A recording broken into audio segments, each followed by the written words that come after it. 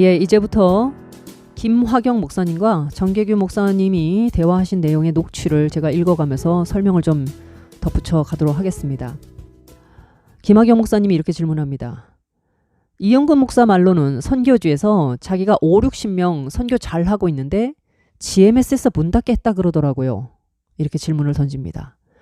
예, 이영근 씨가 1월 13일에 플레비언에서 자꾸 제기하고 있는 그 무자격 선교사 문제의 방어와 변론을 하기 위해서 자기가 왜 GMS에서 나왔는지를 나름대로 이렇게 설명하고 해명하는 영상을 찍은 일이 있습니다. 그 영상이 얼마 전에 삭제가 된 것 같습니다.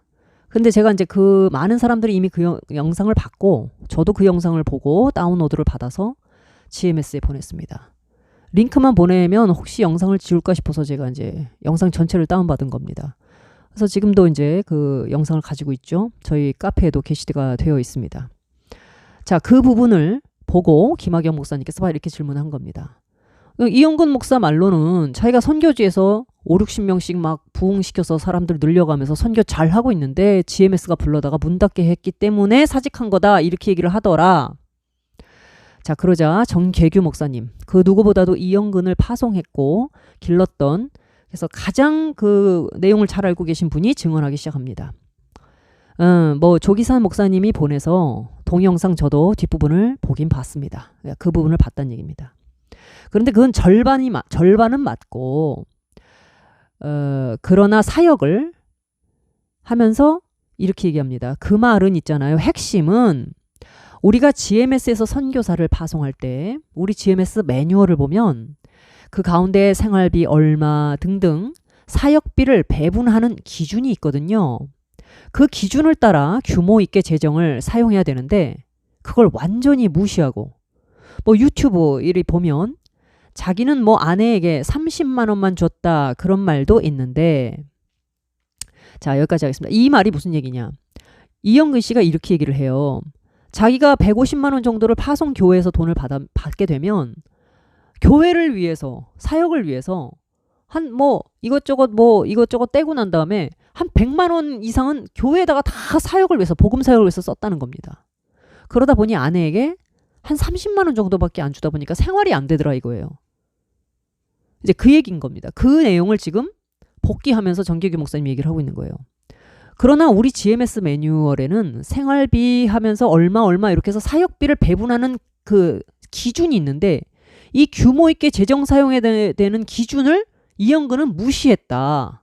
이렇게 먼저 반론을 하고 계시는 겁니다. 하면서 자기 아내에게 30만 원만 줬다 이런 말도 있는데 그게 무슨 말인가? 월세도 임대료도 제대로 안 되게 줬단 말이에요. 이렇게 얘기합니다. 그러면 어린애가 있었는데 애 우유값도 없을 정도로, 거기 그 말도 나오죠. 자, 이영근의 말도 이런 말도 나온다 이 뜻입니다. 아내가 우울증도 걸렸다고. 이영근 씨 그 영상에 보면 아내가 우울증 걸렸다는 내용이 나옵니다. 아내가 성격이 안 좋아서 그런 게 아니라 본인이 아내를 학대하고 가족을 방치해서 그 지경이 된 겁니다. 이렇게 얘기합니다. 자, 정계규 목사님 얘기는 월세도 임대료도 제대로 내지 않고 아이의 우유값도 주지 않을 만큼, 그러니까 반은 맞다는 말이 이런 얘기죠. 이영근 씨는 복음 사역을 위해서 자기가 막 돈을 쓰다 보니까 사실 GMS 매뉴얼에 있는 사역비를 쓰는 기준을 자기 마음대로 임의로 행동한 겁니다. 그러다 보니까 생활비를 말도 안 되게 쪼들리게 준 거예요. 그래서 아내가 우울증에 걸렸다. 이렇게 해서 얘기가 반은 맞지만 정말로 복음 사역을 위해서 본인이 돈을 다 쓴 것이냐? 정계규 목사님은 그렇지 않다고 얘기합니다. 왜? 선교사가 받는 돈은 파송교회에서 헌금으로 들어오는 돈이에요. 헌금으로 들어온다는 건 뭡니까? 이영근이가 자의적으로 쓰라고 그냥 주는 돈이 아닙니다. 이 선교사 한 명을 키우기 위한 온 교회의 헌신이에요. 그렇기 때문에 선교사는 조직에서 돈을 어떤 식으로 써야 한다라고 하는 철저한 재정 규모의 방식부터 배우는 겁니다. 이게 선교사의 기본적 자질이에요. 이 재정을 활용하는 능력. 자제하고 배분하고 우선순위를 정해서 요령껏 빈틈없이 보내주는, 하나님의 이름으로 들어오는 헌금을 잘 사용하는 것, 이것이 훈련인 겁니다. 그런데 이것들을 무시하고 충동적으로 자기는 그게 다 복음이라시고 썼지만 그것이 빈틈있게 재정적으로 규모있게 그 다음에 선교사의 규약대로 돈을 쓰지 않다 보니까 바로 거기서 어떤 부작용이 벌어지느냐. 아이 우유값도 안 주고 선교지에서 뭐 자기가 그 집을 하나 얻어서 살고 있을 거 아닙니까? 월세 임대료도 내지 않을 정도로 마구 썼기 때문에 결국엔 아내가 우울증까지 걸렸는데 정계규 목사님 말씀으로는 그 아내 되는 사람이 성격이 안 좋아서 무슨 우울증에 걸린 게 아니라는 얘기예요. 정계규 목사님의 표현으로는 이영근 본인이 아내를 학대하고 가족을 방치해서 그 지경이 된 겁니다. 이렇게까지 얘기를 하고 있는 겁니다. 자, 그러면서 정계규 목사님의 사촌교회가 어떻게 선교사를 파송하게 되었는지의 배경이 잠깐 등장합니다. 저희 교회가 시골 교회인데 제가 참 우리 성도님들과 장로님들에게 우리도 선교사를 보내자 해가지고 지금은 3가정 선교사를 보내고 제가 처음 왔을 때는 150명 정도인데 그러니까 교인들의 수가 그 정도밖에 안 됐다는 얘기입니다. 그래서 제가 선교사를 처음 와가지고 조만간 보내자 하니까 성도들이 저 목사 좀 정신이 이상한 게 아닌가 하는 눈초리를 할 정도였습니다. 무슨 시골에서 교인 150명에서 1년 예산 1억 5천밖에 안 되는데 선교사를 보내겠습니까? 당회에서 장로님이 묻더라고요. 목사님, 선교사 한 가정 보내려면 얼마나 들어갑니까? 최소 2천만 원 들어갑니다. 선교사 한 가정 하려면 150만 원씩 12달에다가 파송교회가 150은 줘야 되고 2천만 원 들어갑니다. 그랬더니 목사님, 우리 형편 모릅니까? 이렇게 묻더라는 거예요. 그때 1년에 선교 헌금이 400만 원 나왔을 때다. 그럼에도 불구하고 교회가 부흥이 되고 어떻게 해서 어느 정도 돼서 그렇게 이영근 선교사를 보내게 된 겁니다. 이렇게 얘기합니다. 그러니까 선교사도 파송하지 않았던 아주 작은 시골 교회에 부임해 오셔서 처음 선교사의 꿈을 꾸었던 것이 정계규 목사님이고 당회의 그런 여러 의문 또는 회의 이런 것들을 불식시켜가면서 교회를 부흥시키고 결국 이영근 선교사를 이제 준비시키는 단계, 전초 단계를 다 밟아서 하게 됐다. 이 얘기를 하고 있는 거예요. 그러면서 이렇게 얘기합니다. 보통 선교사를 보낼 때에는 선교사인 자기가 선교 훈련을 다 받아놓고 그렇죠. 선교 훈련까지 다 받아놓고 그 다음에 이제 자기를 파송해줄 교회를 찾게 된다. 그런데 이영근 같은 경우는 우리가 선교 훈련원까지 경비를 다 보내줘서 훈련을 시켰다. 이렇게 얘기합니다. 그러니까 예를 들면 대학을 다 졸업하고 대학원까지 다 졸업한 사람을 목회자로 데려오는 게 아니라 한 사람을 이미 선발을 해서 대학과 대학원 비용까지 다 지급하고 생활비까지 지급하면서 사람을 길러내는 그런 형태의 선교사를 만들어낸 교회예요. 이 정계규 목사님께서. 그러니까 지금 이영근에 대해서 그 얘기를 하는 겁니다. 이 사람이 선교사로서 꿈을 키우고 할 수 있었던 모든 뒷바라지, 물심양면의 뒷바라지를 사촌교회가 했다. 이 얘기를 하고 있는 겁니다. 또 그 기간에 우리 교회에 부교육자로 데려와서 사택 주고 사례비 다 주고 온갖 거 자녀들 뒷바라지 다 해주고 태국으로 선교사를 내보낸 겁니다. 이렇게 얘기합니다. 그냥 선교 훈련만 시켜준 게 아니라 부교육자로 데려와서 그 안에서 이제 부교육자 활동을 하고 사택 주고 부교육자에 맞는 사례비 주고 해서 굉장히 안정적으로 이영근 씨를 챙겨준 거죠.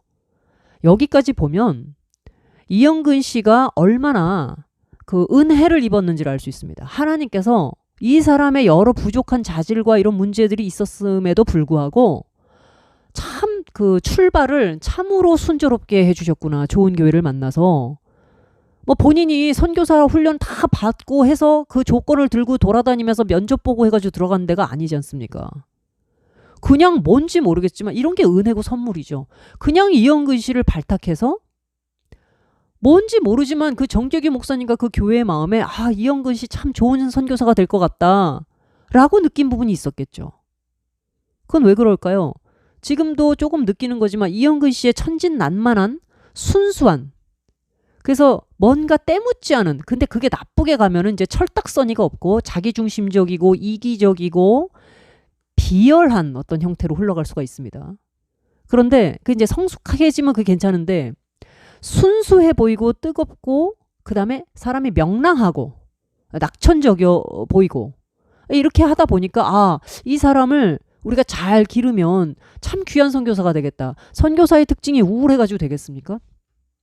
어디를 가도 낙천적인 긍정적인 성품을 가져야 갑작스럽게 부딪히는 여러 다양한 변수와 환경의 요인에 흔들리지 않고 그 신앙심만 가지고도 되는 게 아니라 타고난 성품과 정서적 훈련이 잘 돼 있어야 됩니다. 감정 기복이 심하고 툭하면 우울증에 빠지고 뭐 잘 안 되면 막 자학하고 이런 사람을 어떻게 선교사로 보내겠어요.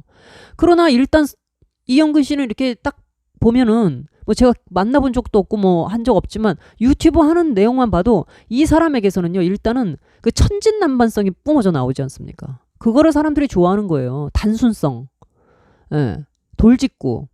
물론 그 방향 없이 맹목적으로 그냥 자기가 원하는 방향을 향해서 막 튀어다니다 보니까 이게 좌충우돌해서 결국은 본인이 다 부메랑으로 이렇게 쳐맞는 그 아주 나쁜 그런 게 있습니다만은 누군가가 이거를 잘 다스려만 주면 그러면 그 자체로 선량하고 명랑하고 밝은 그런 긍정성을 드러낼 수가 있거든요. 제 생각에는 아마 정계규 목사님은 그 점을 보신 것 같아요. 그냥 제 느낌이 그냥 그렇다는 겁니다. 그래서 뭐 이 사람이 선교사로 아무 준비되어 있지도 않고 뭐 스펙도 없는데 그냥 뭐 총신대 나왔다는 거 그거 하나인데 본인이 자꾸 자기는 뭐 흑수저 하지 않습니까? 이영근 씨가.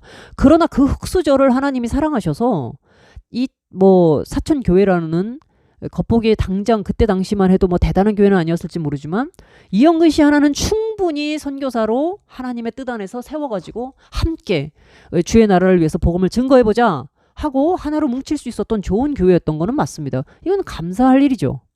자, 그런데 이제 이영근 씨가 이 자기에게 굴러들어온 이 귀한 하나님이 주신 복을 어떤 식으로 까먹어 가는지를 이제 쭉 우리가 이제 보게 될 것입니다. 자, 정계규 목사님 이렇게 얘기합니다. 그래서 이제 태국으로 선교사를 보내는데 보낼 때도 해외로 이사하는 이사비 100% 다 해줬습니다. 이렇게 얘기합니다. 아마 당시 돈 1,000만 원 들어갔을 겁니다. 이사비만. 그러니까 뭐 항공비 뭐 이런 거겠죠. 거 가서 이제 뭐 집 구하고 뭐 하는 거, 그다음에 이제 뭐 좋은 언어 훈련 뭐 이런 거 찾고 하는 모든 과정이 다 돈 아닙니까? 움직이면 돈입니다. 근데 이거를 이영근 씨한테 뭐 따로 뭐 요구할 게 뭐 있겠습니까? 오직 이 사람 하나 파송해서 제대로 복음의 씨를 뿌리는 것이 우리가 할 일이라고 생각하니까 교회는 또 그런 일에 한번 딱 목표를 세우고 헌신하고 기도하기 시작하면 무섭게 이제 추진을 하죠.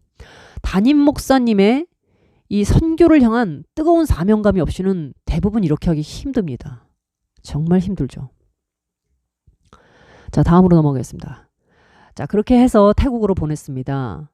처음에 방콕에서 언어 훈련을 받았습니다. 네, 이영근 씨의 그 블로그에 보면 방콕에서 언어 훈련 받았다는 내용이 실제로 나옵니다. 방콕에서 제일 좋은 언어 훈련 학교에 보내서 언어 훈련을 받게 했습니다.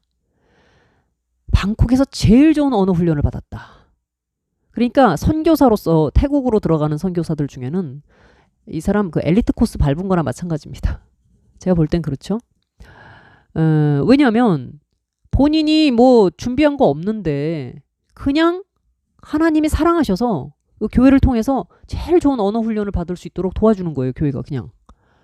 그거는 교회가 복음을 증거하는 데 대한 하나님을 향한 헌신이다. 동시에 명예입니다. 선교사 우리가 제대로 훈련시키겠다는 거예요. 대충 해가지고 날림으로 하는 게 아니라 제대로 좋은 훈련 받게 해가지고 뭐 30년 이렇게 뭐 40년 정말 제대로 된 선교사 한번 키워보겠다. 참 뜨거웠던 그 초심이 느껴집니다. 이런 부분들을 보면. 자, 그런데 거기서 언어 훈련 받는 도중에 이런저런 말썽을 부려가지고 현지 지부에서 이영근 이 사람 도저히 더 이상 우리가 못 데리고 있겠다. 퇴출시키겠다고 연락이 와가지고 이게요. 대화 시작한 지 몇 분 되지도 않아가지고 바로 이 대목이 나오기 시작합니다. 듣고 있다 보면 긴장이 돼요. 그래서 연락이 와가지고 제가 당시에 목 디스크가 와가지고 정계규 목사님이 그때 당시 이제 목에 디스크가 오셨었답니다. 그래서 이제 일어나 앉지도 못하는데 아니 방콕에 제일 좋은 곳에 보내놨더니 그 훈련받은 지 얼마 되지도 않기 시작해가지고 갑자기 지부에서 연락이 오기를 이 사람을 우리가 더 이상 못 데리고 있겠다. 퇴출시키겠다. 이렇게 연락이 왔다는 겁니다. 얼마나 놀랬겠습니까? 그래서 일어나 앉지도 못하는 몸을 추스려가지고 방콕까지 정계규 목사님이 날아가 다 뒷수습을 하고 이럽니다. 이쯤에서 이제 김학여 목사님이 질문을 해요. 그 더 이상 못 데리고 있겠다는 말썽의 그 이유가 뭐예요? 이렇게 질문을 합니다. 우리가 다 해보고 싶은 질문이죠. 정계규 목사님이 대답을 합니다. 거기서 예를 들어 우리 GMS 매뉴얼에 매뉴얼 얘기가 또 나옵니다. GMS 매뉴얼에 2년 동안은 선교사의 훈련을 받고 있는 사람은 반드시 2년 동안 언어 훈련과 현지 문화 적응만 하게 돼 있습니다. 본격적인 사역을 못하게 돼 있습니다. 이렇게 얘기합니다. 여기서 여러분 머리가 벌써 말 잘 돌아가신 분들 다 감 잡으셨을 겁니다. GMS 매뉴얼에 선교사 훈련을 받고 있는 수습 선교사는 2년 동안 정식 사역을 하지 못하게 하는 이유가 있는 겁니다. 어설프게 자기가 선교사랍시고 그 자기 의의가 먼저 막 앞서 나와가지고 뭘 남을 벌써 가르치고 선교사인 양 행세하고 싶어가지고 나가지를 못하게 하는 거예요. 기다리고 훈련만 받게 하는 겁니다. 2년 동안 철저하게. 어떤 훈련? 언어 훈련, 현지 문화 적응 훈련. 저는 GMS가 이렇게 선교사를 까다롭게 훈련시킨다는 사실에 사실 첫 번째 감동을 했고, 두 번째 이 선교사로서 기본적인 약속과 서약도 지키지 않은 채 그저 자기의 열정만 뽐내려고 했던 이영근의 지금의 모습이 오버랩되는 것을 느꼈습니다. 여전히. 그러니까 이 사람은 어떤 그런 자기가 지금 은혜는 다 받고 혜택은 다 받고 GMS라고 하는 내가 이 공동체와 이 기관에 속해서 모든 사람이 거치는 수련의 기관을 참지 못하는 사람이에요. 왜 그럴까요? 방정 맞아서 그렇습니다. 복에 겨워서 그렇습니다. 자아가 자아를 십자가에 못 박아 이런 말 별로 좋아하지는 않습니다만은 육의 사람이어서 그렇습니다. 사실은 내가 교회 공동체에 속해지고 어떤 기관에 속해져서 아직은 훈련받아야 되고 더 많이 깊이 숙련돼야 될 사람이라고 하는 진정한 자각이 없는 사람이에요. 왜? 나대기를 좋아하고 과시하기를 좋아하는 성품이 여기서 그대로 드러나고 있기 때문에 알게 되는 겁니다. 사람이 누구나 그 어떤 기관에서 오랫동안 사람을 훈련하고 교육하는 그 기관에서 적어도 2년간은 철저하게 언어 훈련과 현지 문화 적응을 시킨다는 게 뭐예요? 이 사람이 복음을 증거하는 데 있어서 현지 언어로 우리가 통역하고 번역해보면 다 알지 않습니까? 언어로 바뀔 때, 다른 언어로 바뀔 때 뜻이 어떻게, 의미가 어떻게 변할 수 있는지 알기 때문에 신학적 정통, 건전성, 정체성을 지키기 위해서라도 현지 언어에 아주 능숙해야 한다는 겁니다. 소통을 위해서. 그냥 나와 너의 소통이 아니라 예수 그리스도를 가운데 모시는 소통을 위해서, 성령을 위한 소통, 복음을 위한 소통을 위해서 숙련돼야만 하는 겁니다. 이 숙련의 기간을 참 견디기가 힘들겠죠. 뭐 이렇게까지 해야 되나 할 수도 있겠죠. 언어가 어렵고, 우리말도 어려운데 사람이 공부하다 보면은 내 모국어도 힘든데 남의 말을 그 나이 먹은 사람이 가서 습득하려고 그러니 얼마나 힘들겠습니까? 그러나 사명감 때문에 대부분 선교사들이 그 일을 해내는 겁니다. 물 다르고 공기 다른 그 남의 나라 땅에 그 제2의 나의 모국처럼 생각하면서 그 땅에 들어가서 철저하게 그냥 모든 욕구와 충동을 다스려가면서 지금까지 선교사를 훈련해왔던 그 전문 기관의 전문성과 교육의 어떤 교육받으면서 자기를 누르는 훈련을 해가면서 스스로 순종의 훈련을 배워가는 거죠. 순종하는 훈련. 근데 딱 방콕에 보내자마자 바로 어떤 문제가 드러나느냐. 그걸 다 어겼다는 겁니다. 본격적 사역을 못하게 2년 동안 당신은 철저하게 태국 사람이 되기 위한 모든 준비를 다 갖춰라 하는 거를 어겼다는 거예요. 그리고 자기가 다 지키겠다고 그 서약을 하고 갔는데 그걸 어기고 자기 딴에는 전도하는 거는 좋아요. 자, 여기서도 이 말이 나옵니다. 자기는 전도하겠다고 돌아다니면서 언어 훈련, 현지 적응 훈련 끝나지도 않은 상태에서 전도하고 막 돌아다니면서 전도까지는 좋은데 이제 이렇게 얘기하시죠. 심지어는 월세를 몇 달씩 밀려가지고 왜 이제 돈 문제가 터지기 시작하는 겁니다. 우리는 다른 교회보다 다른 교회가 선교사 지원하는 것보다 더 풍성하게 꼬박꼬박 다 보냈는데 월세를 그 아파트 경비하는 사람한테 태국 현지인에게 돈을 빌려 쓰고 안 갚고 이런 문제가 생겨가지고 도저히 이 사람은 선교사로서 자질이 안 된다고 현지 지부에서 우리가 이 사람 이영근을 퇴출시키겠다 이래가지고 제가 가서 다 용서를 빌고 선교 지부장에게 저한테 다 후배들인데 용서를 빌고 해가지고 돈도 갚아주고 해서 치앙마이로 옮겼습니다. 예, 제가 일단 여기까지 읽겠습니다. 이해가 되시죠? 본격적인 사역을 하지 못하게 했는데 파송교회가 보내오는 돈이면 선교훈련 비용, 그 다음에 아이들 데리고 이제 그 생활비하고 하는 비용이 충분히 다 제공되고 있고 공급되고 있는 겁니다. 그런데 문제는 자기가 규약을 다 깨버리고 서약도 다 깨버리고 주제 넘는 짓을 하기 시작하는 거예요. 전도한답시고 어딘가 돈을 쓰기 시작하니까 이 원래 써야 될 재정의 지출 부분들이 다 망가지고 충동적으로 제가 원하는 대로 써버리니까 임대료를 안 내기 시작하고 월세가 밀리기 시작하고 그러다 보니 자기가 그 투숙하고 있는 아마 그 아파트 경비하는 사람한테 안 되겠으니까 돈을 빌려 썼다라는 거예요. 자, 선교사 훈련 받으러 간 사람이 서약 깨버리고 돈도 필요하고 하니까 파송교회가 보내온 돈 가지고 도저히 자기의 지출이 감당이 안 되니까 현지인한테 돈을 빌렸다는 겁니다. 이러니 현지 지부에서 난리가 났겠죠. 사태가. 그래가지고 이 사람 도저히 이 선교사 자질이 없다. 하나를 보면 열을 아는 겁니다. 하나를 보면 열을 알아요. 하나님께서 뭐라고 말씀하셨습니까? 주님께서. 작은 일에 충성하는 사람이 큰 일에 충성한다 그럽니다. 사실은 꼼꼼하게 고지식할 정도로 어찌 보면 신호등 하나 건너는 것도 이렇게 봐가지고 사람이 있든 없든 그래도 파란불이 들어올 때까지 좀 이렇게 기다렸다가 건너고 하는 사람, 남이 있든 없든 그냥 내 마음이 그냥 그렇게 지키는 게 편한 사람들이 그래도 정도를 가요. 그걸 가지고 뭐 고지식하다 융통성 없다 뭐 그럴 수도 있겠죠. 그러나 이거는요, 이영근 씨는 그냥 단순하게 그냥 그 정도의 뭐 고지식해서 융통성이 없어서 그 따지고 있을 그럴 차원의 문제가 아니라 기본적으로 아까 제가 말씀드린 대로 사람됨이 방정맞다, 경박하다 그렇게 볼 수밖에 없는 겁니다. 그러면 서약은 왜 해요? 왜 그렇게 세상을 만만하게 살죠? 그 GMS라고 하는 곳에서 모든 서약을 다 했다라는 건 뭐예요? 기관과의 약속인 동시에 자기 자신과의 약속이에요.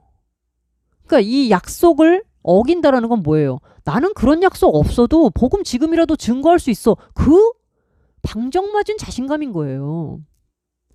나는 할 수 있다는 거예요. 그러다 보니 자기 한 사람을 중심으로 해서 태국과 연결되어 있는 사천교회가 보내오는 돈이 거기서부터 다 어그러지기 시작하는 겁니다.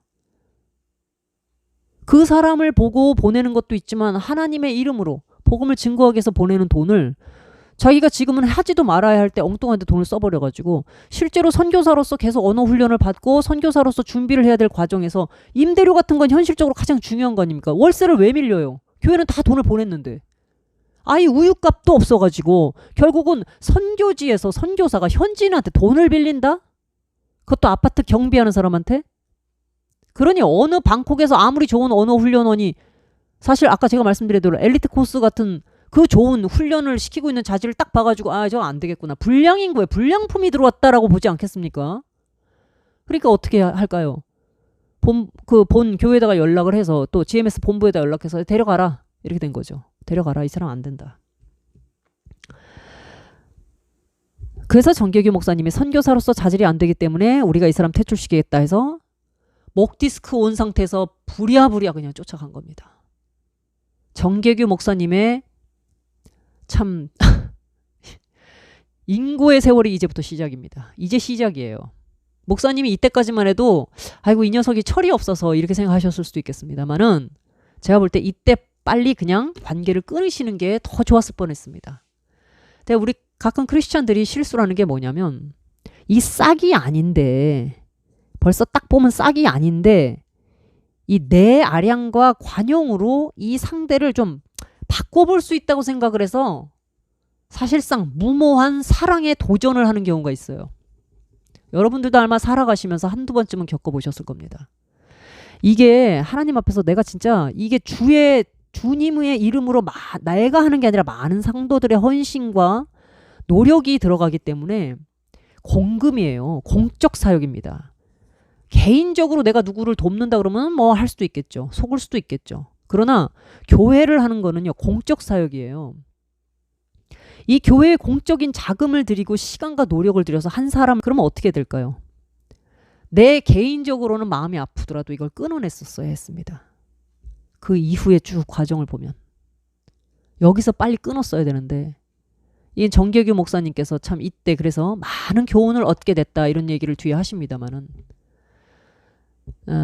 결국에는 그래도 이거를 감싸가지고 그래도 한번 뭐 선교사도 하나의 인격을 길러내는 데 있어서 인내가 필요하고 오래 참음이 필요하겠지 하고 덮어준 건데, 참 옛말이 생각납니다. 머리 검은 짐승 거두지 말라 그랬다. 참 그런 생각이 들어요.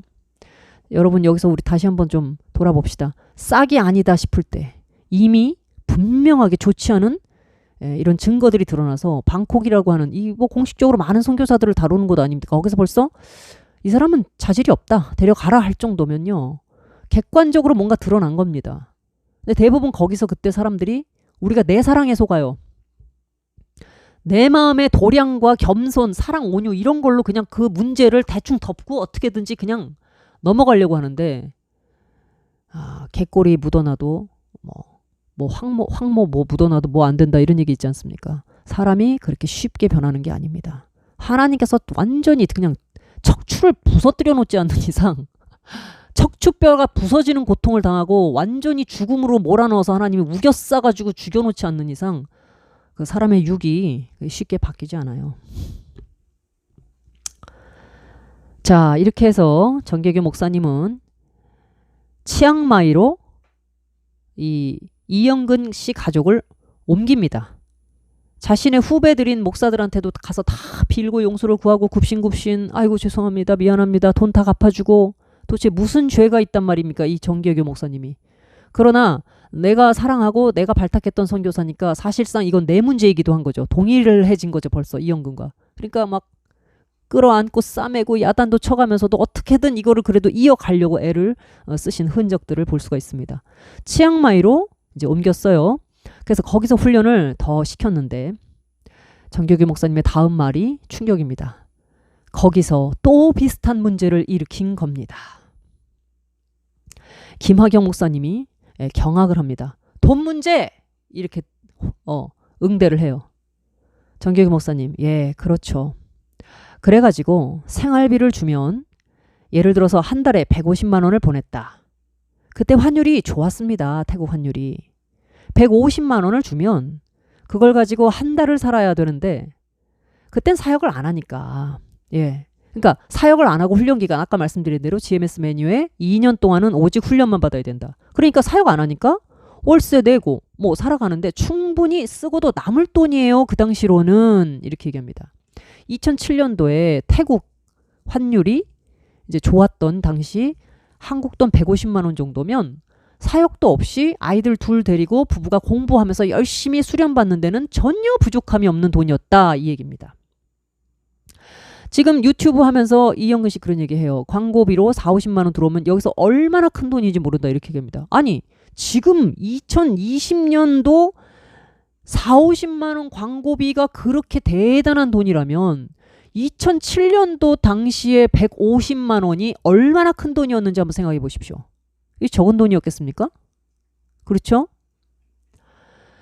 자, 정규규 목사님 계속 얘기하십니다. 그런데 그 돈을 가지고 이 친구가 밖에 나가서 그 우리 속된 말로 일본 말로 기마이, 인심 좋게 뭐 아무나 보고 빵 사주고 뭐 막 떡 사주고 돈 다 써버린 거예요.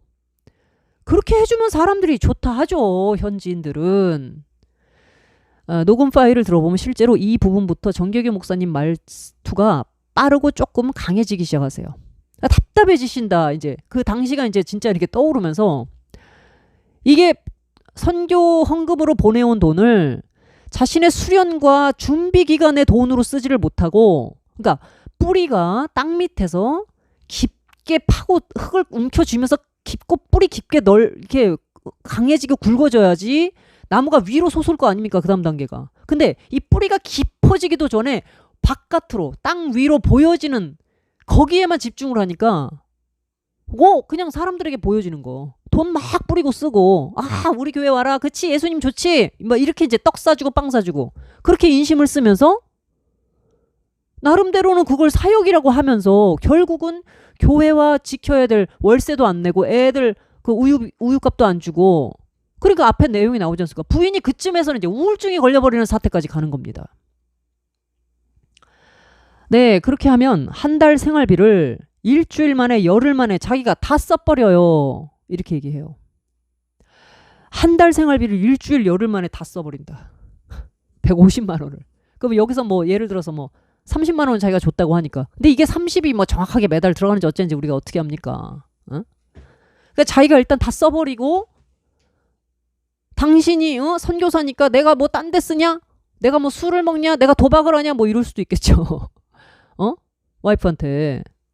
야, 선교사라는 게 다 그런 거지. 이래가면서. 얼마나 또 자기 자신에게 합리화를 하면서 막 몰아세웠겠어요. 30대 당시 제가 이제 볼 때는 30대 한 중반 정도 된 이 이영근 선교사의 아내 이제 어린 아이들 둘 데리고 이런 경우 여자도 이 아내도 물론 선교사긴 합니다만 어린 아이들을 데리고 있는 엄마는 상당히 약해요. 위치가. 본인도 아이들을 이렇게 양육을 해야 되기 때문에 이 자기가 뭘 마음대로 이렇게 움직이고 행동하지 못합니다. 누군가 옆에서 도와줘야 돼요. 그 심리적으로도 지쳐있고 힘들죠. 아이들을 계속 양육하고 돌보고 한다는 게 보통 일이죠. 애들이 어디 아프기만 하면 엄마는 뭐 자기가 2배가 더 힘든 겁니다. 근데 그럴 때 남편이 선교훈련을 진득하게 뿌리 내리면서 공부하고 딱 붙어가지고 이제 2년 뒤에 진짜 본격적 사역을 위해서 딱 뛰어들었을 때 프로페셔널하게 해야 될 그 준비 기간을 안 하고 그냥 밖으로 방방거리고 돌아다니는 거예요. 그러고는 형편없는 돈을 던져주면서 선교사가 말이야 개인사가 어딨어 이렇게 해서도 적응하고 살아야지 뭐 이렇게 막 을러대면 그 와이프가 뭐 논리적으로 아니 그렇지만 이건 이렇게 따져도 그 남편 못 이길 거예요. 지금도 저렇게 막 방방 떠대는 저거 보면은 말 같지도 않은 소리. 제가 볼 때는 그냥 황당한 궤변을 막 늘어났을 가능성이 상당히 높아 보입니다. 그러니까 이제 와이프는 지치고 안 그래도 애들 때문에 힘든데 이제 뭐 남자가 보면은 뭐 딱 자기가 한번 이거다라고 꽂혀버리면 앞뒤가 없이 균형감이 없이 그냥 저 하고 싶은 대로 그냥 막 튀어다니니까 그 뭐 잡아둘 수도 없고 그렇다고 선교사 집안에서 뭐 집어 던지고 깨고 싸우면서 뭐 욕하고 막 그래 할 수 있습니까? 참겠죠. 애들도 있는데. 그러니 어떻게 되겠어요? 속이 골기 시작하는 거죠. 가까운데 누구 의지하면서 뭐 보통 여자들 같으면은 저놈의 인간 뭐 이렇게 막 할 수도 있겠지만 그 선교사 아내가 목사 사모가 밖에 나가서 자기 남편 흉 볼 수 있겠어요? 더군다나 그 태국 그 뻔한 그 현지인들 그 뻔하고 말이야 한국인들 들어와 있는 사람 다 선교사들이고 그럴 텐데 그 아무리 한인들이 많아도 그러니 얼마나 자기 딴에는 그 포커페이스를 하느라고 얼마나 힘들었겠습니까? 뭐 뻔한 거죠. 뻔해요. 자, 그러면 가족은 애 분유값이 없어서 그런 지경에 있다가 또 그래가지고 문제가 돼가지고 자 이렇게 해서 치앙라이 제일 북쪽에 거기 현지 노회와 MOU를 맺어서 이제 이게 무슨 내용이냐면요. 그 태국 치앙라이 쪽에 현지 노회가 있는데 그 노회와 이 GMS 측이 MOU를 맺어가지고 그 노회의 소속으로 만들어주는 거예요. 이영근 씨를. 그래서 그 노회 소속으로 우리가 태국 정부의 정식 비자를 얻어주고 선교사 비자를 정식으로 내줍니다. 그래서 거기 가서 이제 사역을 하는 그 목적으로 MOU를 맺어가지고 치앙마이에 있었죠. 방콕에서 치앙마이로 왔다가 여기서 또 이 난리를 피우니까 그 과정에서 치앙라이로 보내는 겁니다. 이제 그 북쪽이라고 그래요. 그래서 이제 치앙라이로 보냈어요. 지금 태국에 들어가가지고 선교훈련 2년도 마치기 전에 지금 이 이영근의 이런 아주 그 불성실한 태도 때문에 지금 몇 번이나 지금 이동을 하는 거죠. 이동수가 계속 있는 거죠. 방콕에서 차분하게 2년 훈련을 제일 좋은 코스에서 받았으면 됐을 텐데 거기서 난리 법석을 피우는 바람에 치앙마이로 왔다가 이제는 안 되겠으니까 여기서 또 시끄러우니까 저 치앙 라이 쪽으로 그쪽에 노회하고 예, 정식 그 비자까지 내줘가지고 선교사 발급 받아가지고 이제 이렇게 해서 자 치앙 라이로 가라 해서 이제 다시 치앙 라이로 또 보내는 거예요. 자 그런데 여기서 또 충격적인 이제 대목이 나옵니다. 어느 날 그 3호 선교사가 제게 연락이 온 겁니다. 3호 선교사가 정계규 목사님께 이메일을 보내왔다고 합니다. 정계규 목사님 이렇게 얘기해요. 그 이메일 자료는 지금도 다 가지고 있습니다. 목사님이 이 30분 정도의 통화 녹음에서 참 성격이 이 성품이 치밀하신 분이고 꼼꼼하시구나 하고 제가 느낀 게 뭐냐면 이렇게 얘기를 하면서도 그 자료가 다 있습니다라는 말을 반드시 필요한 부분에서는 전부 밝히세요. 그러니까 뭐야? 언제든 팩트를 확인하고 싶으냐? 내가 자료 다 가지고 있다. 이 얘기를 김학영 목사님한테 하시면서도 딱딱 그 대목을 집어넣어요. 사실 좀 이 어떤 그 이야기를 전개해 나가시는 스타일이라든가 이 화법이요. 좀 제가 느낄 때 약간 그 변호인 같더라고요. 법조인 같아요. 그러니까 자료에 대해서도 얘기를 합니다. 누가 묻지도 않는데 김학영 목사님이 그럼 자료 있습니까? 이렇게 묻지도 않는데 그 자료는 다 가지고 있습니다. 이렇게 계속 딱딱 얘기를 하세요. 그게 제가 들으면서도 그랬고 녹취를 이렇게 쭉 제가 받아 적으면서도 굉장히 치밀하신 분이구나. 두뇌가 굉장히 명석하시고 치밀하신 분이구나. 그냥 이 꼼꼼하신 성품에 이 이영근 같은 이 방정맞은 사람을 아들같이 그 뒷수습을 하고 쫓아다니면서 얼마나 속을 끓이셨을까.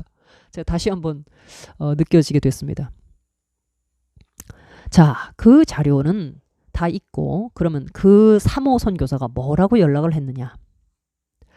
내가 도저히 남편의 학대를 견디다 못해 지금 병이 들어서 죽을 지경인데 진작에 목사님 말씀 못 드린 거는 너무 목사님한테 죄송해서 말씀 못 드린 겁니다. 저는 도저히 이 애들을 데리고 한국에 가야 되겠습니다. 여기서는 도저히 살 수가 없으니까 가야 되니까 살려달라. 이렇게 얘기했답니다. 이게 지금 제가 읽은 그대로가 정계규 목사님 워딩입니다. 그대로 받아 적은 걸 제가 읽은 겁니다. 여기선 도저히 못 살겠습니다. 그러니까 가야 됩니다. 살려달라. 이렇게 얘기를 하자 김학영 목사님이 이쯤에서 살려달라. 이 살려달라는 표현에 충격을 받는 겁니다. 사실 듣고 있었던 저도 그랬습니다. 자, 그래서 정계규 목사님이 그래가지고 그 치앙마이에 그러니까 지금 이영근 선교사와 이 윤모 씨라고 하는 그 사모는 치앙라이에 있고요. 치앙마이에 어떤 누가 있느냐. 지금도 우리 GMS에서 베테랑 선교사 오영철이라고 30년 된 파송 선교사 오영철이라는 훌륭한 선교사가 있습니다. 카렌족을 전담하는 선교사인데 오영철이 당시 지부장이었습니다. 이렇게 얘기하십니다. 그러니까 치앙마이에 있다가 치앙라이로 갔는데 거기서 윤모 선교사가 정계규 목사님께 난 남편의 학대 때문에 도저히 못 살겠어서 나는 가야 됩니다. 살려주십시오 목사님. 이렇게 깜짝 놀랄 이메일을 보내온 거예요. 그래서 이제 정계규 목사님이 급하게 이제 서두르기 시작하는 거죠. 당시 카렌족을 전담하고 있었던 그 당시 그쪽 지부장, 선교팀 지부장 오영철 선교사 30년 된 베테랑 선교사한테 연락을 합니다. 오영철, 김보순 그 부부에게 자 3시간 반을 차를 몰아야 된대요. 치앙마이에서 라이까지 가려면. 근데 정계규 목사님이 이제 연락을 한 겁니다. 자, 지금 치앙라이에 이영근, 윤모 부부가 이렇게 심각한 문제가 있는지 이런 메일이 왔다 나한테. 빨리 가서 자초지종을 알아봐라. 이렇게 해가지고 그 오영철, 김보순 그 두 선교사가 3시간 반을 차를 몰고 이영근 부부 집을 향해서 달려갑니다. 그리고 이제 찾아가서 만났죠. 이렇게 부부가 앉아가지고 이제 선교사 부부들이 두 팀이 앉아가지고 자초지종을 이제 들어보기 시작하는 겁니다. 선배로서 지부장으로서 쭉 얘기를 들어보니 아내 말이 제가 지금 읽고 있는 건 정계규 목사님 말이에요. 이렇고 저렇고 집에는 아침에 나가면 하루 종일 들어오지도 않고 아내는 꼼짝도 못하고 언어 훈련도 아내도 같이 언어 훈련을 받아야 하는데 아내는 언어 훈련도 안 시켜주고 꼼짝도 집에서 못하게 있고 돈도 제대로 안 주고 하니까 이 친구는 이영근 씨 말하는 겁니다. 항상 기분이 업돼 있는 조울 증상이 심해요. 그러니까 돈만 있으면 그 돈을 가지고 다 써버려야 돼요. 나가서. 이렇게 얘기합니다. 그래가지고 했더니 충격적인 저한테 연락이 왔는데 지금도 그 자료는 다 있습니다. 예, 자료가 다 있다는 얘기를 또 하죠. 여기서. 얼마든지 뭐 팩트로 조져주겠다 뭐 그런 느낌까지 들었습니다. 제가 이렇게 듣고 있다 보면. 그러니까 내가 헛소리 하는 거 아니다. 난 자료를 다 가지고 있다. 이렇게 얘기하고 있는 거죠. 자, 그 지부장 대선배되는 선교사 오용철 부부 앞에서 이 이영근이라는 친구가 말하기를 나는 하나님이 내 아내를 빨리 데려가기를 기도하고 있습니다. 그런 말을 하더라는 거예요. 그 말은 아내가 죽기를 기도하고 있다는 말 아닙니까? 그래서 오영철 선교사가 이거 지금 정신 상태가 정상이 아니니 빨리 한국으로 불러가지고 상담 치료를 시키든지 해야 될 것 같습니다. 해가지고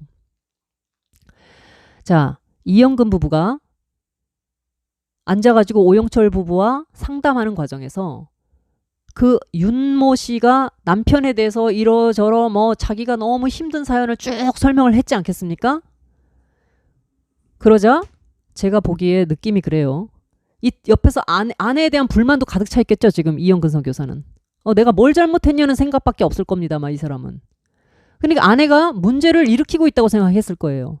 그러니까 오영철 선교사가 거기까지 왔고 뭐 정계규 목사님 얘기도 나왔을 거 아닙니까? 한국에 연락을 해가지고 뭐 달려오고 했으니 문제 부부가 돼서 트러블 메이커가 돼서 그 자리에 앉아 있으니 이 자기 확신과 의에 가득한 이 사람이 이 소고집 이 황소고집 같은 이 아둔한 아집만 강한 사람 입장에서는 마누라가 지금 나를 망신 주고 있다 이렇게 생각했을 겁니다. 남자 자존심에 말이야 상처를 주고 아무리 선배 선교사라고 그래도 와서 부부 상담하는데 뭐 어쩌고 나가면 안 들어오고 뭐 어쩌고 이제 구구절절 얘기가 나오니까 막 짜증이 나겠죠. 그러니까 이제 이렇게 얘기했어. 나는 하나님이 내 아내 좀 빨리 데려가기를 기도하고 있습니다. 제가 생각할 때는 이게 막 욱해서 한 얘기일 거예요. 그러나 당시 그 장면들을 지켜봤고 면담을 했던 이 오영철 선교사 부부는 이 정신 상태가 지금 이 정상이 아니다. 이렇게 판단을 내렸다는 겁니다. 네. 그래가지고 파송교회 정계규 목사님께 연락이 오기를 목사님 이거 상담 치료를 시키든지 해야지 이대로는 안 됩니다. 이렇게 얘기를 했다는 거예요. 자, 작은 약속 나에게 주어져 있는 어떤 바운더리 또 여러 그 많은 사람들과 맺어져 있는 관계 신의와 약속으로 맺어져 있는 관계를 내 마음대로 깨버렸을 때 벌어질 수 있는 엄청난 부작용이 지금 이영근과 그 가족과 파송교회와 그 주변으로 다 퍼져나가고 있는 사태가 지금 이 대화에서 다 나타나고 있는 겁니다. 이게 아직 기승전결에 지금 기회 거의 끝부분이 아직 승전까지 가지도 못했습니다. 자, 당시에 강대응 사무총장 시절인데 사무총장 GMS 사무총장 강대응이라고 하는 분이 이제 그때 사무총장이었는데 본부에다 얘기를 하니까 전문 상담 치료하는 프로그램을 소개해줘서 우리 교회가 500만 원을 또 들여가지고 부부를 그 애들까지 다 한국으로 귀국을 시켰습니다. 본인도 그럼 오겠다 그래가지고 그러니까 부부 상담 치료하는 프로그램도요. GMS가 그 안에 내부에 심리 상담사를 데리고 있어가지고 상근 시켜가지고 이렇게 해주는 게 아니라 교회가 사비를 들여서 500만 원이나 들여가지고 이 두 부부가 지금 사실 이영근 때문에 벌어진 문제 아닙니까? 선교지에서 하지 말아야 될 행동을 해가지고 그래서 아내가 우울증 걸리고 이영근은 이영근대로 지성질 못 이겨서 폭발시켜가지고 하나님이 빨리 우리 아내 데려갔으면 좋겠다. 빨리 죽었으면 좋겠다. 그 얘기 아니에요. 그 난리를 벌이고 있으니 할 수 없이 파송교회가 어떡합니까? 돈 500만 원을 또 들여가지고 전문 상담사 붙여가지고 또 훈련을 시키기 시작하는 거예요. 참 진짜. 그러니 제가 여기까지 이렇게 들으면서 참 첩첩산중이다. 아닌 사람을 데려다가 이거를 인물을 만들려니 얼마나 힘듭니까? 가성비라는 말이 있습니다, 여러분. 물건도. 내가 투자한 만큼의 이상의 효과가 나오는 걸 보고 우리가 가성비 좋다 그러죠. 이거 5,000원짜리밖에 안 되는데 밥이 이렇게 맛있어. 가성비 끝내준다 이렇게 얘기하죠. 저는 하늘나라도요. 좋은 밭에 떨어진 씨가 열매가 풍성하게 일어나는 거. 이게 가성비라고 생각합니다. 가성비 좋은 인물이 돼야 되지 않습니까? 그런데 이 사람은요. 가성비 최악이에요. 지금. 은혜를 가시와 엉겅퀴로 갚고 있습니다. 하늘에서 내리는 땅을 잘 흡수해서 땅이 촉촉하게 영양분을 머금고 윤택하면 거기 떨어지는 씨를 잘 발화시켜서 주인이 원하는 형태의 아름다운 아롱다롱 많은 열매와 풍성한 과일과 목초를 내는 것이 보답하는 겁니다. 하늘에. 그런데 하나님께서 분명히 좋은 땅에 좋은 울타리를 만들고 망대를 만들고 다 해가지고 아주 최극상품 포도나무를 심었는데 이스라엘이 어떻게 맺었나요? 들포도를 맺었어요. 그러니까 이스라엘아 이제 내가 너에게 어떻게 하면 되겠느냐. 주님께서 이제 그렇게 얘기하시죠. 이사야에 보면. 내가 너한테 어떻게 했었어야 되는 거냐. 이런 일이 있어요. 하나님도 그렇게 수없이 뒤통수를 맞으시는 겁니다. 근데 지금 정계규 목사님이 딱 그 짝인 거예요. 내가 너한테 어떻게 했어야 되는 거냐. 영근아 말 좀 해봐라. 어? 내가 너를 어떻게 하면 좋겠냐. 500만 원을 들여서 지금 또 상담 치료를 하는 겁니다. 그래가지고 지금 없어진 선능힐 옛날 우리 GMS 게스트하우스에 제일 VIP실에 아이들까지 5 식구를 거기 머물게 하면서 부부 전문 상담을 시켰습니다. 그것도 무료가 아니고 다 돈 주고 상담을 시켰어요. 그 뭐 상담만 하면서 있었겠습니까? 거기서 먹고 살고 애들 우유값 뭐 일반 생활비도 다 들어가는 거죠. 여전히 이제 그 비용을 계속 대고 있으면서 이제 상담 비용 또 들어가고 그 비용까지 우리가 다 대고 저도 뭐 올라가서 만나고 했는데 상담하는 도중에 이영근 자기 어린 시절 친어머니가 죽고 계모가 들어와서 뭐 자기를 방치하고 막 그런 게 자기도 생각 못한 게 드러나고 해가지고 이 얘기는 뭐 이영근 씨가 얼마 전에 영상에서도 얘기를 했죠. 예, 뭐 중학교 1학년 때 어머니를 잃고 어쩌고 저쩌고 이제 뭐 이제 그런 가정에서 컸다 이런 얘기를 이제 하는데 그게 이제 이미 이 당시에 2008년이지 9년이지 요 당시에 이미 요 상담 치료를 통해서 다 드러났던 내용입니다. 그래서 자기도 생각 못한 게 드러나가지고 막 울고 어린 시절에 그런 걸 치료하고 그게 이제 계모에 대한 증오심이 아내에게 반영되어 이런 형태로 드러나게 된 것이 이제 그 뭐 상담 치료 과정에서 드러났다는 거죠. 그 심리 치료를 한 2달 동안 받았어요. 이렇게 얘기하셨습니다. 글쎄요. 이 계모에 대한 증오심이 왜 아내에게 가죠? 그 뭐 인간의 마음이 심리라는 게 뭐 항상 합리적으로만 흐르는 것은 아니기 때문에 뭐 글쎄 어머니가 돌아가시고 새어머니를 만났는데 이 새어머니 밑에서 그 전처의 자식들이 원래 정부치고 살기가 쉽지 않죠. 그래서 이제 그 어떻게 보면 주어진 그 숙명입니다. 일찍 가장 따뜻하게 나를 품어줘야 될 나이에 그 어머니가 돌아가시고 아버지는 자식들한테 어떻게 보면 한대요. 그 특별한 아버지들이 몇몇 예외의 경우가 있긴 합니다만 대부분 엄마들이 이제 자녀들을 품어주죠. 근데 이제 그런 따뜻한 가정의 울타리에서 보호와 보살핌을 받지 못한 채 그렇다 보니까 이제 뭐 뭔가 이렇게 애정 욕구, 애정 결핍 같은 것들이 있을 수 있고 또 본인의 타고난 성품이 그럴 수 있습니다. 대부분 이제 후천적으로 영향을 받기도 하지만 들여다보면 대부분 본인이 타고난 기질들이 그래요. 그래서 이제 아주 차분하고 내향적인 사람들은 이제 그런 환경에서도 뭐 딱히 막 크게 학대를 받지 않는 이상 부모 밑에서 공부를 해서 자기 것을 다 이루어가지고 그냥 나중에 이제 장성해서 집을 떠나는 경우도 있고, 이렇게 불같이 막 뭔가 욱하고 그다음에 이제 충동적이고 다혈질적 기질을 갖고 있는 사람은 어머니가 돌아가시고 내 상처, 내 마음만 생각을 하고 때로는 뭐 부모들하고 막 이렇게 막 그렇게 극을 하면서 부딪히고 이제 막 싸우면서 견디지 못하고 이제 나가는 경우도 있죠. 삐뚤어지는 것보다는 뭐 떠나가지고 뭐 기숙사 생활을 할 수 있으면 뭐 그렇게 지내도 좋겠죠. 어쨌든 예수님을 영접한 이후에도 이런 자기의 어떤 내면의 문제들을 스스로 잘 돌아보고 기도해 가면서 하나님께서 일찍 나에게 이런 운명을 주신 것은 나로 하여금 오히려 빨리 집을 떠나고 부모로부터 독립해서 타지에 나가서 더 많은 사람들을 가족으로 삼고 하나님의 나라의 권속으로 삼기 위해서 나를 부으셨구나. 그 가정을 위해서 나를 부으셨구나. 이런 식으로 승화가 안 된 거예요. 여러분 저는 이 말씀을 좀 드리고 싶어요. 내가 어린 시절에 예를 들어서 이렇게 뭐 부모가 일찍 돌아가셨다든가 해서 이렇게 평범하지 못한 가정에서 살았다 하더라도 그리스도 안에서 치료되지 못할 것이 없습니다. 그게 섭리로 다 승화가 되는 사람이 진짜 그리스도인이에요. 내게 어떤 불행하고 비극적인 일들이 있었다 할지라도 예수 그리스도를 진짜 만난 사람은 내가 하나님을 만나서 이런 인생을 살으려고 미리 그런 일이 나에게 왔구나라고 이게 답이 다 나오는 사람입니다. 답이 다 떨어지는 사람이에요. 누구한테 가서 묻지 않아도 자기가 압니다. 그걸 알게 해요. 하나님께서. 그게 바로 내 인생의 주인이신 그분을 만나는 순간 모든 것이 그냥 예수 그리스도로 말미암아 사통팔달로 다 뚫려버리는 사람입니다. 여기에는 어떤 미스테리나 수수께끼가 없어요. 원망도 불평도 없습니다. 핑계도 없습니다. 주님께서 내게 오셔서 이 나를 폐물 이용하셔서 이 당나귀 턱뼈 같은 나를 잡아서 당신의 그냥 도구로 사용하시기 위해서 그랬구나 하면 끝나는 겁니다. 답이.